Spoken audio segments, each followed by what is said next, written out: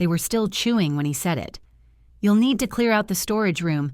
Zach wants to use it for his podcast." My stepfather didn't look at me when he said it. His voice was casual, almost warm, like he was commenting on the weather.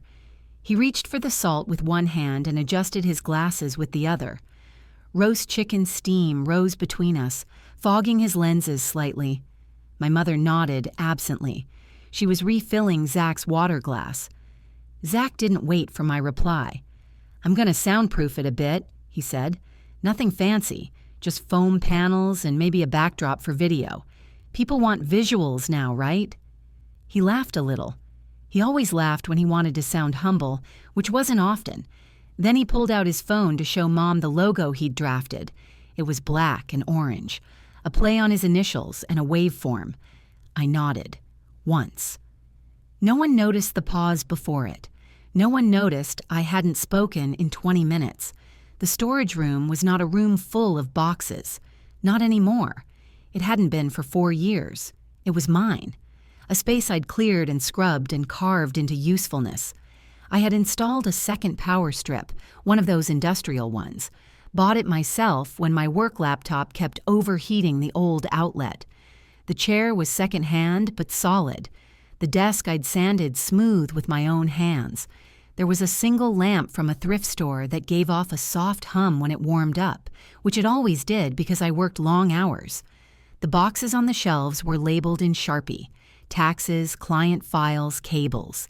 Each one had meaning. Each one had kept me employed and afloat and useful through a pandemic, through layoffs, through restructuring. The room had no windows, but it had silence. It had boundaries. It had order. They just erased it. Not with cruelty, not with force, with a sentence. "You'll need to clear it out." Zach had 52 followers. I knew because I had checked 2 weeks ago when he asked me how to edit audio levels. He said he was experimenting with format. Mostly he talked about movies and ranted about politics. Sometimes he invited a friend on Zoom and called it a guest segment. My work paid half the mortgage. I still nodded. Not because I agreed, but because the room didn't need another sound. Not from me. After dinner, I stacked the dishes, rinsed the chicken grease from my hands, and loaded the dishwasher. I could hear Zach in the living room showing Mom his recording script. He read a section aloud, something about cultural bias in superhero films. She hummed in approval. "You've always had a good voice," she said. He laughed. "Think it's finally time to use it." I shut the dishwasher. The door clicked softly. Then I saw it, my backup drive, sitting unplugged on the counter, black, smooth, still warm. It had been moved. The cord was still looped beside it, tucked under the edge of a pot holder. Someone had needed the outlet. Someone had disconnected it. Someone had seen it there and decided it didn't matter enough to keep powered. They had moved my backup drive to make room for Zach's ring light. I picked it up, held it a moment, checked the cord, checked the USB port. Nothing seemed damaged, but that wasn't the point. I placed it back into its case, zipped it shut, walked to my room. I didn't ask who touched it. I didn't explain what it held. Contracts, logs, permissions, licenses, 4 years of compressed project history. I didn't ask why no one told me. I locked the door, sat down, opened my laptop. The screen glowed blue, familiar, steady. It didn't matter what room I was in. The work remained, but something in me had shifted. A small internal calibration, like when you notice a sound that's always been there, but only just learned to hear it. The first search I typed was quiet. Army Reserve Prep near Chicago. The second came faster. National Guard enlistment requirements. Then a third. Does prior tech experience matter for reserve units? I kept scrolling. I had looked before, months ago, back when I felt the walls closing in. I'd bookmarked the site, opened it twice, then closed it both times without filling anything out. This time, I clicked through. There was a photo of a woman in uniform helping a family into an evacuation van. Her hands were steady on the doorframe. The child she was guiding was crying. She wasn't. I stared at the image longer than I meant to. I didn't want a uniform. I didn't want medals or salutes or parades. I wanted something clean, measurable. I wanted to be in a place where effort didn't just disappear into other people's comfort, where helping wasn't just assumed, where labor wasn't a family resource to be redistributed when convenient. The form asked a question. Why do you want to serve? I stared at it, then typed, I want shared responsibility. No one interrupted me while I filled out the rest. No one knocked. I submitted the interest form. A confirmation email arrived 23 seconds later. It didn't say welcome. It said, we'll be in touch.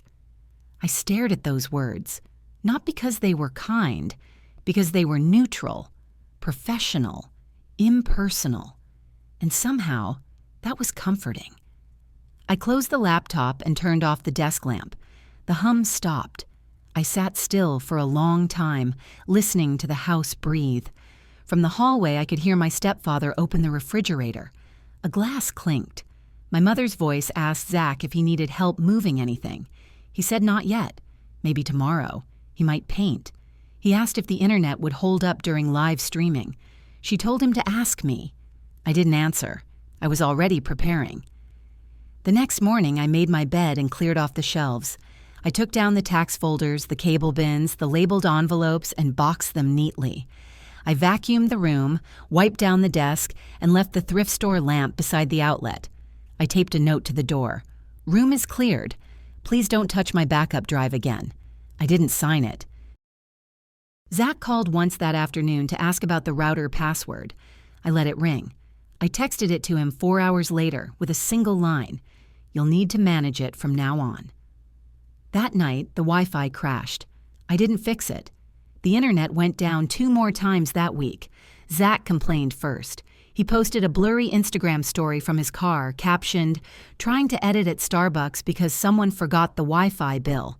He never mentioned my name, but I was tagged in the comments. Then the printer jammed. My mother knocked on my door, gentle and rehearsed. Jane, when you have a second, the printer's acting up again. I opened the door. Her eyes widened slightly. I was in running shoes, a hoodie zipped high. My keys were already in my hand. I'll be back around 8, I said. There's a manual in the drawer. Oh, she said. I just thought, I know. Then I left. At the gym, I didn't lift heavy. I didn't run far. I used the elliptical, slowly, and thought about the term invisible labor. I had read it somewhere, years ago, in a thread full of women listing tasks they weren't paid for, thanked for, or even seen doing.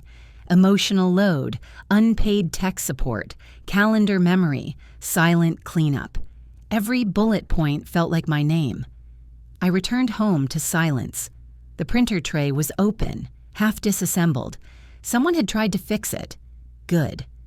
That weekend, my mother asked if I was feeling okay. We were in the kitchen. She was cutting vegetables. Her voice was soft, motherly, laced with concern. You've seemed quiet. I nodded. I'm just focusing on a few things. Oh, she said. Is it work? I thought of the National Guard tab still pinned on my browser. I thought of the intake form I'd already submitted, the appointment I had scheduled. I thought of the email from a recruiter, short and to the point. We'll walk you through every step. No pressure. No, I said. It's personal. She didn't ask more. That Sunday, the storage room was completely changed. The walls were bare, repainted in dark gray. A small soundboard stood on one corner of the desk. Zach had brought in an extra monitor, his own keyboard, and a second-hand boom mic that drooped slightly to the left. He had printed a schedule and taped it to the door. Recording, 3 to 5 p.m. Please keep noise down. He didn't ask if that time worked for me. I didn't comment. That week, I stopped checking the family's budgeting spreadsheet. I didn't refill the household paper towels. I didn't update the passwords, didn't restock Zach's oat milk, didn't remind Mom that her license was about to expire. Things broke. They stayed broken longer. They didn't say anything directly. But I saw it in small things. The way Zach cursed under his breath when his file didn't save. The way my stepfather paused by the modem and muttered about how someone used to fix this faster. the way my mother called from the car, asking which credit card covered roadside assistance. I let it go to voicemail. I wasn't being cruel, I was being precise. In the evenings, I studied, quietly.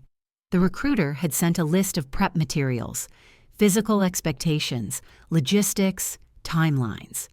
There was a 10-week program offered downtown for reserve applicants. I signed up under my legal name and emergency contact. I didn't list anyone in this house. The program started on a Wednesday.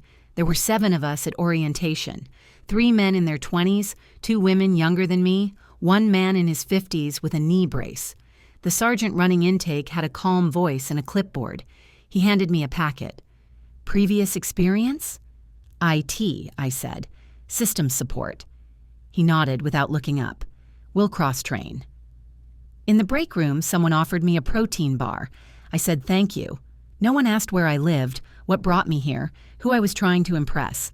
It was all forms and facts, input/output, that suited me. Later that night, I got a text from Zach. Hey, did you unplug the router? Everything's down again. I didn't reply. 20 minutes later, he knocked on my door. I didn't answer. He stood there for a while. I heard the floor creak. Then silence. At dinner the next day, my mother brought it up. Jane, would you mind helping Zach with the router again? It's just, he has a live stream planned and the Wi-Fi keeps acting up. Zach didn't look up. He was slicing chicken with the dull knife, slowly, like he wanted to be heard through action instead of words. I chewed, swallowed, and wiped my mouth.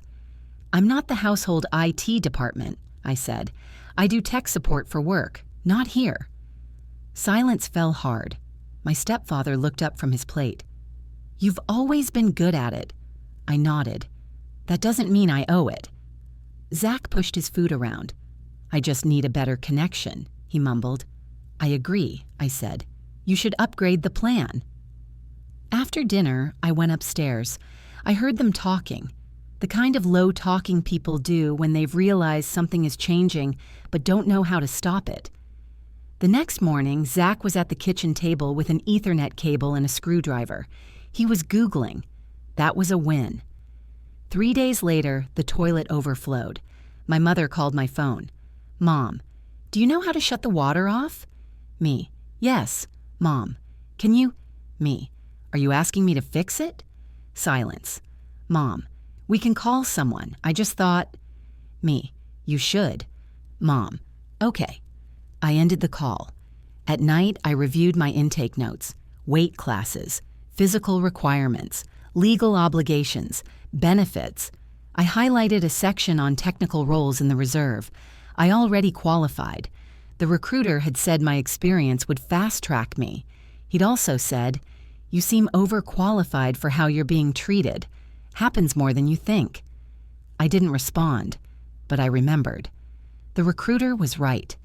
I started packing a go bag, just a duffel with the basics, copies of my ID, old transcripts, toiletries, socks, flash drives, sneakers.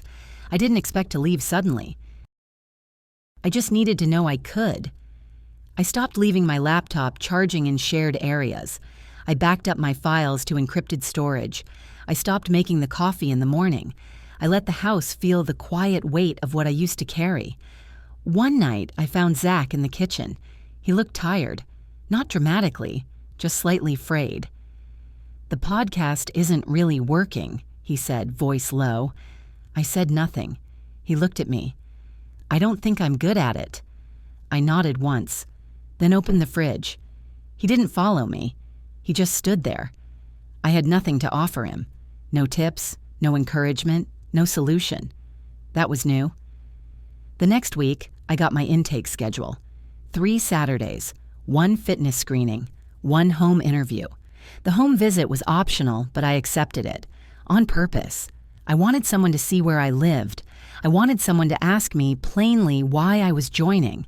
I wanted someone to hear me say, because I'm done being the invisible engine in a house that only notices when I stop.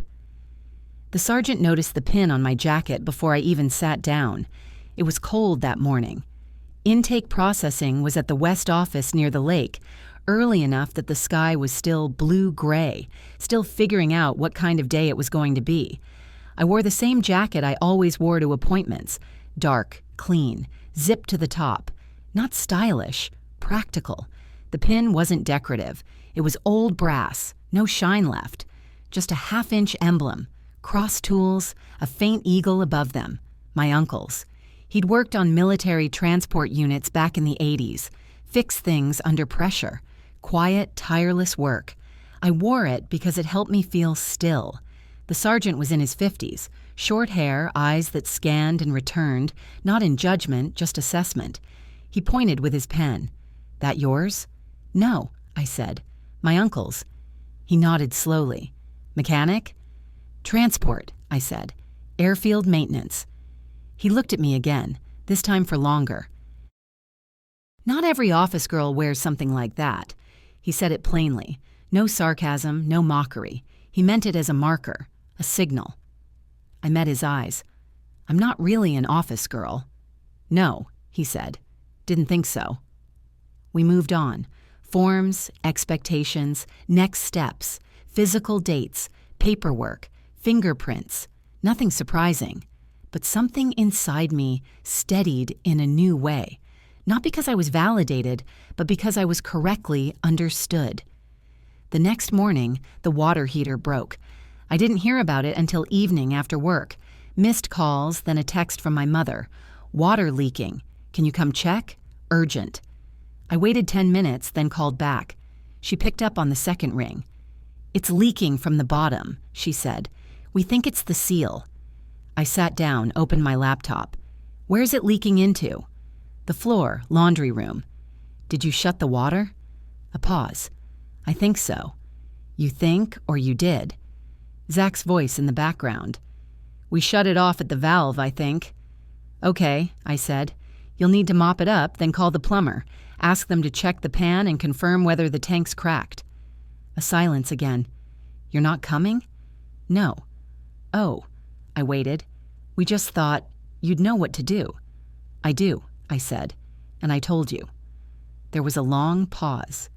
"Do you want me to send someone?" I asked. "I guess," my mother said, "but we can probably handle it." "I know." I didn't offer to call. I didn't follow up. 2 hours later, she texted back. "We got it. Tank's cracked. New install scheduled. Thanks." That night, I went for a walk. Just around the block. Cold air, gloves on, hood up. I passed houses with yellow light in the windows, saw outlines of people moving inside, families moving through routines. No one knew how many systems were quietly held together by people like me, until we stopped holding them. The house didn't fall apart, but it creaked now. On Sunday, I visited, just for an hour. I brought a box of things from my room to move into storage. My storage, not theirs. The living room was cleaner than usual, not neat but efforted. Zach was at the table, his laptop open, his face tight. "How's the podcast?" I asked. He didn't look up. "On pause." "Got it." My mother hovered in the doorway. "We were going to ask if you had time to look at the taxes," she said. "No." She blinked. "It's just, we've been trying to sort the deductions, and your stepdad said, 'I'm not doing family taxes this year.'" Silence. "Okay," she said, quietly. I placed the box by the door. There was a new stain near the hallway. I didn't ask. The ceiling panel looked disturbed. "You got the leak fixed?" "Yes," she said. "We called Jeff's guy." "Did he charge extra?" "Only for the rush." I nodded. She hesitated. "You've changed a little." "I've rebalanced," I said. She nodded once, then stepped back to the kitchen. I left without sitting down. In the car, I adjusted the seat. My bag was in the passenger footwell. Inside it was the pin, still affixed to my jacket, still unpolished. At my next intake appointment, the sergeant handed me a form to complete. It asked for optional information, skills, certifications, anything not already listed. Under support experience, I wrote, "Remote tech management, cross-system troubleshooting, logistical triage, household resource coordination, emotional de-escalation in shared environments." He read it over and looked up. You ever lead a team? Yes. Was it formal? No. He nodded. Still counts. That night, I got a call from my stepfather. I almost let it go to voicemail. Hey, he said, we're having a sit-down this week about bills, roles. You should come. I paused. I'm not part of the household budget anymore. I know, he said. That's why we need to talk. I said nothing. He cleared his throat. I didn't realize how much of this stuff you were managing. You didn't need to. Another pause. Zach's looking for work now. I didn't comment. He's applied to that warehouse outside the loop. They said they'd call. Good. And your mother, she's cutting back her hours. I didn't respond. We're trying, he said. Just thought you should know. Thanks. The call ended. I sat in the dark for a while. The room was quiet, the kind of quiet that didn't demand anything from me. A week later, I got an update from the intake officer. I'd cleared the physical screening and was on track for training placement within the quarter. They attached a basic contract for review. I printed it, signed it, scanned it, sent it back. One sentence in the document stood out. By signing, you agree to share in the burden of national readiness. Share in the burden. That word stayed with me. Share.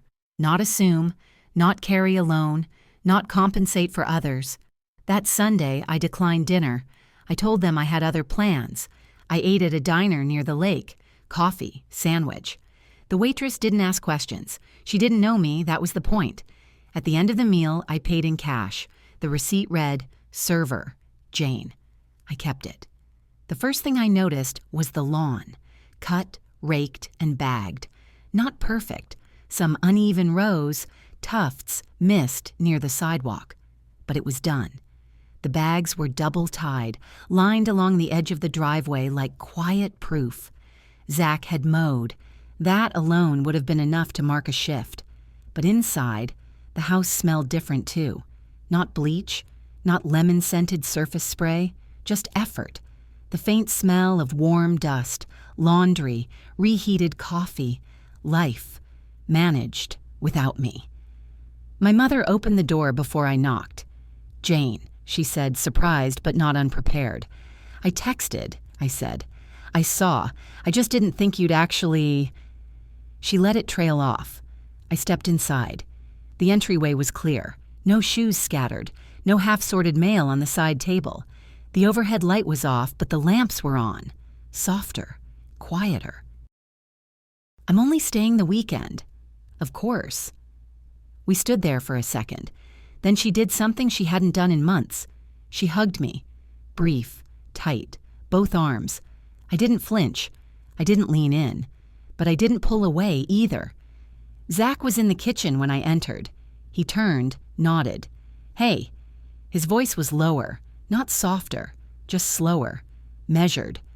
Hey, I said back.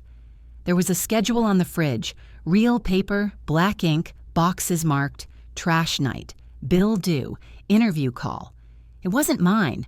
None of it was written in my handwriting. Job interview? I asked, nodding toward the note. Got one, he said. Warehouse manager, distribution center. Good. He nodded once, like he knew not to say more.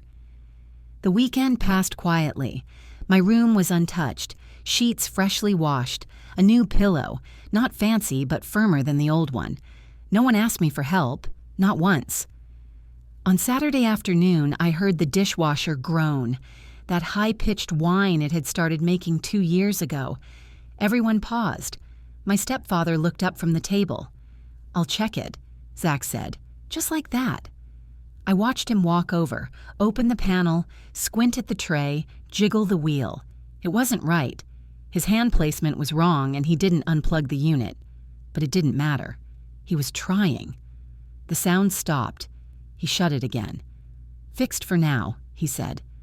Nobody looked at me. That was the part that stayed with me. After dinner, I stepped outside. The sky was soft with spring haze. Somewhere, someone was grilling. I leaned against the porch rail and watched the street. An ordinary night. I heard the door creak. My mother stepped out. Coffee? She asked. I nodded. She brought 2 mugs, sat down on the second chair. We didn't speak for a while. It wasn't silence, it was allowance. Finally, she said, "I'm glad you came back." "I didn't come back," I said. "I visited." She looked down at her mug, nodded. "You're right." She didn't cry. She didn't plead. She didn't explain. "I didn't realize what it cost you," she said instead. "What did?" "Being the person who always made things work." I didn't respond. "It's easier when someone else carries it," she continued, "until they stop." I sipped my coffee. She set hers down. "We should have known sooner." "Yes," I said. She looked up. "We didn't mean to use you." "But you did." "Yes." The honesty landed without drama. Zach joined us 10 minutes later. He didn't sit, just leaned on the porch frame. "I got the job," he said. I nodded. "Starts Monday." "Show up on time," I said. He half smiled. "Yeah." My mother watched us both. "You're different now," she said to me. "I was always like this," I said. "You just didn't see it." She didn't argue. Inside, the house was quieter than I remembered. Not hushed, just steady. There were no questions shouted down the hall, no footsteps running up the stairs to ask for a password, a pin, a ride. Even the calendar on the wall had changed. Color-coded basic tasks split between names. Not mine. In the morning, I found an envelope on the kitchen table. My stepfather had left it. Inside, cash, neatly counted. An amount that matched the unpaid portion of utilities I'd quietly covered last year. No note, no excuses. Just a number and silence. I folded it once, put it in my coat pocket, and didn't speak of it. At breakfast, I made my own toast, cleaned my dish, dried my hands on the towel, and placed it back on the rack. My mother turned as I was reaching for my bag. "Will you visit again?" "Maybe." She didn't push. At the door, Zach paused. "I didn't realize how much I relied on you." "You weren't supposed to."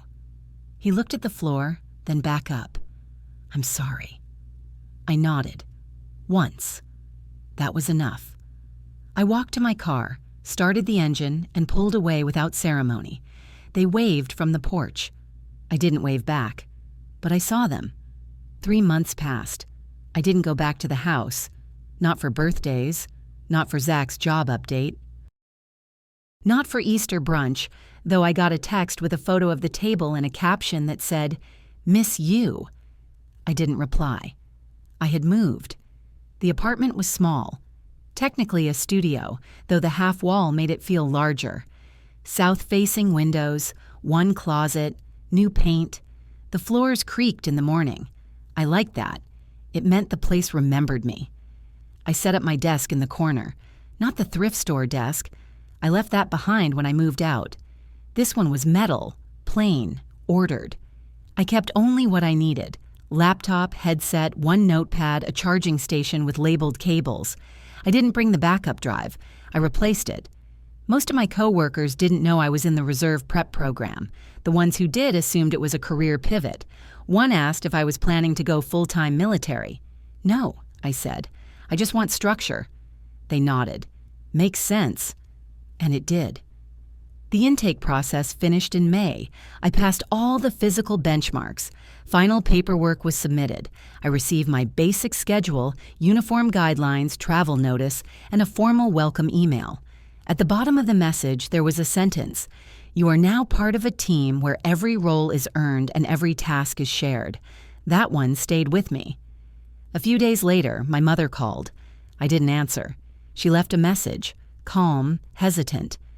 "Just letting you know. Zach got promoted, supervisor now. He says you were right about showing up on time. He wanted you to know that." I saved the message. I didn't return the call. 2 weeks after that, I got a letter, handwritten. Not long. Just a folded note in Zach's handwriting. "Jane, I'm sorry I didn't see it before. I thought I was trying. I wasn't. You didn't make things easy.